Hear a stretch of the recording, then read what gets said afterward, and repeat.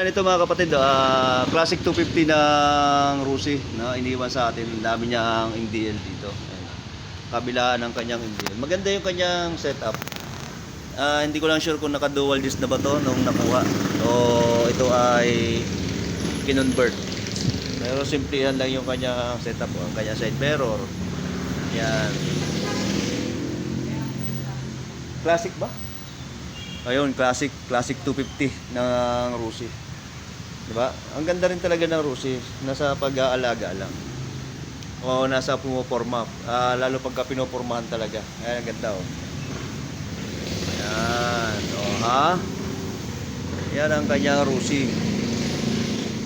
Naglagay siya nito mga bracket sa MDL. Tapos sa kanyang side mirror, ito na dito, kabilaan. Shuttle bag, meron din siya. Kaso dapat maganda dun black. Pero okay na rin yung brown. Bagay na rin naman. Meron din siya rito sa harap. Ito. Ganito yung mga big bike limita, may ganyan. Ayan.